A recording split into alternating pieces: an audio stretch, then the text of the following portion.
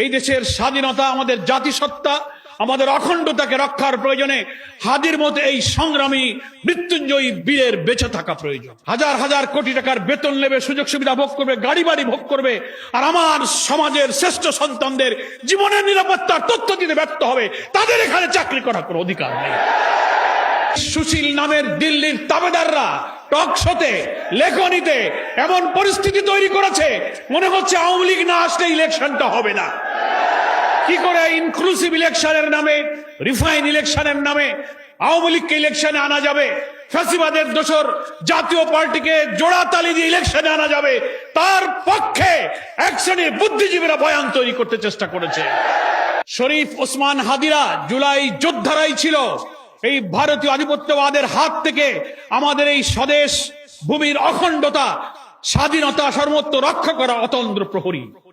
এই জন্য তারা টার্গেট করেছে নির্বাচনের আগে এই জুলাই যোদ্ধাদেরকে হত্যা করতে না পারলে আগামী জাতীয় নির্বাচনে ইসলামপন্থী ভারতীয় আধিপত্যবাদ বিরোধী শক্তির এখানে বিজয় হবে। আমরা শুনি কি এক মহা কাজ কারবার, আপনাদের কত যন্ত্রপাতি রাশিয়া, ইউরোপ, আমেরিকা থেকে আনেন আধুনিক, লাভ কি? এগুলো অনেক কি করলেন এ পর্যন্ত?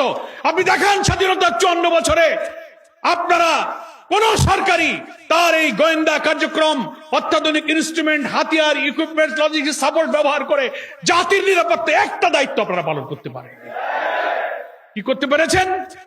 আওয়ামী 16-17 বছরে খুনি হাসিনা, ফ্যাসিস্ট হাসিনা, এইসব গোয়েন্দাবাদীর হাজার হাজার কোটি টাকা নাজান প্রজেক্ট এনে ইসলামপন্থী আলেম ওলামা, পীর, মাশায়েখ, দিনদার, স্কলার, ইয়াং তরুণ ছেলেদেরকে ধরে নিয়ে জঙ্গি বানিয়ে তাদেরকে আটকে রেখে তাদেরকে আপনারা করেছেন।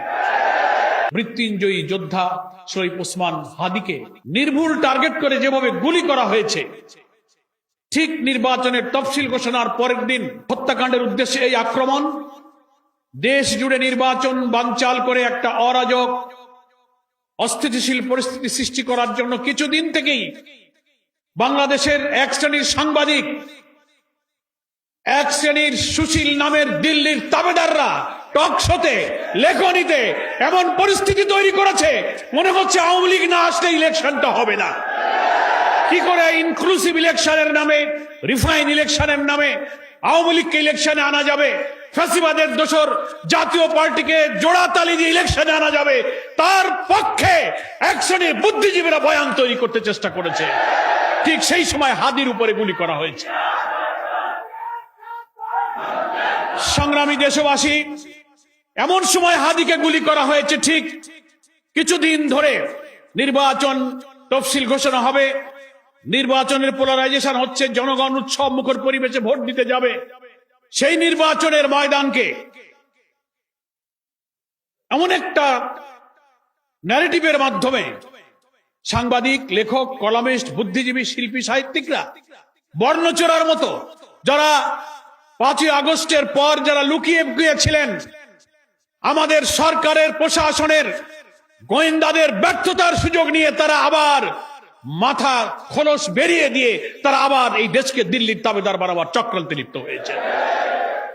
তারই অংশ হিসাবে আমি মনে করি আমাদের স্নেহস্পদ সন্তান এই হাদিকে খুন করার জন্য তাকে গুলি করা হয়েছে। তার জীবন সংকটাপন্ন। আমরা জানতে পেরেছি তাকে চিকিৎসার জন্য আজকেই হয়তো বাইরে পাঠাবার চেষ্টা করা হচ্ছে। সারা দেশ, সারা দুনিয়া এই জুলাই বিপ্লবের যারা অংশীদার, ফ্যাসিবাদ বিরোধী আন্দোলনে যারা অসাধারণ ভূমিকা রেখেছিলেন, তারা সকলেই প্রাণ খুলে হাদির সুস্থতার জন্য, আরোগ্যের জন্য মহান আল্লাহর কাছে তারা চোখের পানি ফেলছেন, দোয়া করছেন। আমরা আল্লাহর কাছে আজকের এই আলোচনা সবাই দোয়া করছি, ভারতীয় আধিপত্যবাদ বিরোধী দেশপ্রেমিক যে শুধু নিজের জন্য নয়, দেশের জন্য এবং প্রত্যেক ফ্যাসিবাদ বিরোধী রাজনৈতিক শক্তিকে এই ন্যারেটিভ দিয়ে একটি জুলাইয়ের চেতনায় ঐক্যবদ্ধ রাখার জন্য সে অকুতোভয় সংগ্রামী বার্তা ছড়িয়ে দিয়েছিলেন, সেই হচ্ছে শরীফ ওসমান হাদি। আল্লাহ তাআলা তাকে আমাদের মাঝে ফিরিয়ে দিন। আমরা মনে করি এই দেশের স্বাধীনতা, আমাদের জাতিসত্তা, আমাদের অখণ্ডতাকে রক্ষার প্রয়োজনে হাদির মতো এই সংগ্রামী মৃত্যুঞ্জয়ী বীরের বেঁচে থাকা প্রয়োজন। আল্লাহ তাআলার কাছে আমরা সেই দোয়া করছি। শরীফ ওসমান হাদিরা জুলাই যোদ্ধারাই ছিল এই ভারতীয় আধিপত্যবাদের হাত থেকে আমাদের এই স্বদেশ ভূমির অখণ্ডতা স্বাধীনতা সর্বত্র রক্ষা করা অতন্দ্র প্রহরী। এই জন্য তারা টার্গেট করেছে নির্বাচনের আগে এই জুলাই যোদ্ধাদেরকে হত্যা করতে না পারলে আগামী জাতীয় নির্বাচনে ইসলামপন্থী ভারতীয় আধিপত্যবাদ বিরোধী শক্তির এখানে বিজয় হবে। সেই বিজয়ের ঠেকাবার জন্য তারা আজকে এই সমস্ত জুলাই যোদ্ধা তরুণ সেনাপতিদেরকে তারা হত্যা করার টার্গেট করেছে। এরপরে এক একজন করে নাম শোনা যাচ্ছে, এরপরে টার্গেট অমুক, এরপরে টার্গেট অমুক। আমরা গতকালকে প্রধান উপদেষ্টার সাথে সাক্ষাৎ করে বলে এসেছি, একটি দেশের ইন্টেলিজেন্স ফেলিওরের একটা মাত্রা থাকতে পারে। পিলখানা হত্যাকাণ্ডে প্রকৃত অপরাধীদের আপনি খুঁজে পেলেন না, শাপলা চত্বরে প্রকৃত হত্যাকারীদেরকে আপনি খুঁজে পেলেন না। এই সরকার যারা যখন ছিলেন তারা কেউই পান নাই। একটা হত্যাকাণ্ডের পরে প্রচুর তদন্ত, প্রচুর দৌড়াদৌড়ি, কিন্তু আগে যে আলামত যখন পাওয়া যায়, ইনফরমেশন পাওয়া যায়, এই যে শরীফ ওসমান হাদি, তার উপরে গুলি করার একদিন আগে 2 দিন আগের অনেকগুলো ভিডিও দেখেছেন না আপনারা? সে তার জীবনের উপরে হুমকি, নিরাপত্তাহীনতার কথা দিয়ে প্রকাশ্যে খোলামেলা কথা বলেছে যে আমাকে গুলি করা হতে পারে, আমি মরে যেতে পারি, মরে গেলে আমার কোনো দুঃখ নেই, কিন্তু সেই হত্যাকারীদের ধরে যেন বিচার করা হয়। শুনেছেন আপনারা এই ভিডিওগুলো? আমার বাচ্চাটাকে তোমরা একটু দেখে রেখো। একটা জুলাই যোদ্ধা যখন তার জীবনের উপরে এরকম হুমকি, এত নিরাপত্তাহীনতার তথ্য পেশ করতে পারে, যাকে সারা বাংলাদেশ চেনে, গোয়েন্দারা চেনে, সরকার চেনে, ইন্টেলিজেন্স চেনে, সেই লোকটা এই কথা বলার পর তার নিরাপত্তার জন্য সরকার কি ব্যবস্থা করেছিল? আমরা কালকে প্রধান উপদেষ্টাকে জিজ্ঞাসা করেছি যে আপনার অনেক সংস্থা আছে, অনেক এজেন্সি আছে, আপনি প্রশ্ন করেন, এই তথ্য প্রকাশ হওয়ার পর এটা মিডিয়াতে এসেছে, সোশ্যাল মিডিয়াতে এসেছে, তার নিরাপত্তার জন্য সরকার একটা ব্যবস্থাও গ্রহণ করেন, এবং প্রকৃত খুনিদের এখনো ধরা যাচ্ছে না। নানান গুঞ্জরণ, একবার এদিকে ব্লেম গেম দিয়ে এদিকে ওদিকে ঠেলে দেওয়া হচ্ছে। তার অর্থ হচ্ছে যে সমস্ত বুদ্ধিজীবী, সাহিত্যিক, সাংবাদিক, কবিরা সোশ্যাল মিডিয়া, বিভিন্ন কর্পোরেট হাউসে বসে, টেলিভিশনে, টক শোতে আগামী জাতীয় নির্বাচনের আগে বাংলাদেশের রাজনীতিকে আবার ভারতের কোর্টে ফেলে দিতে চান, এ সবকিছুই তাদের ষড়যন্ত্রের অংশ।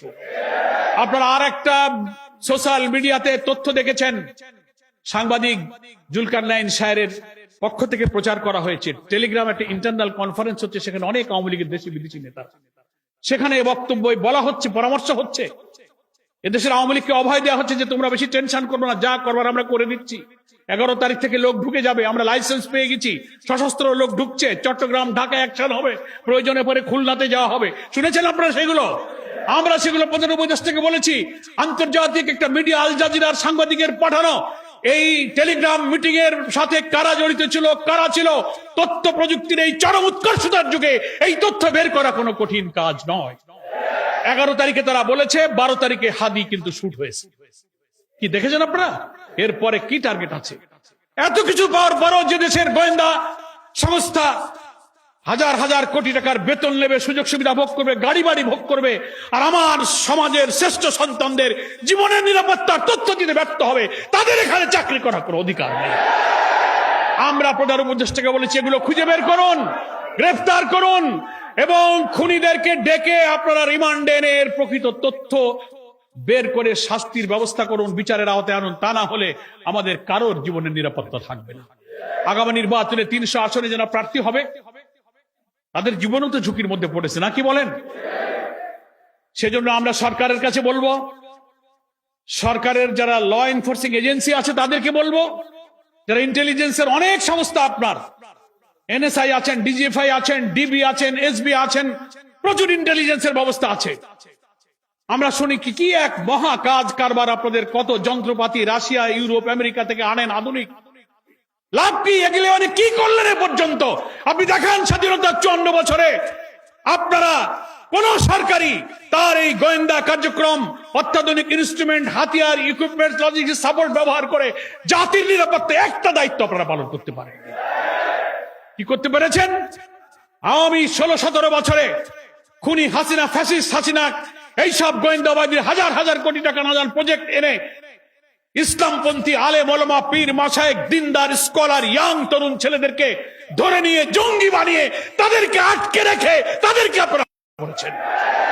মিথ্যা ভুয়া গোয়েন্দা প্রতিবেদন দিয়ে নিরীহ নিরপরাধ ছেলেদেরকে জঙ্গি সাজিয়ে তাদেরকে ক্রস ফায়ারে দিয়েছে।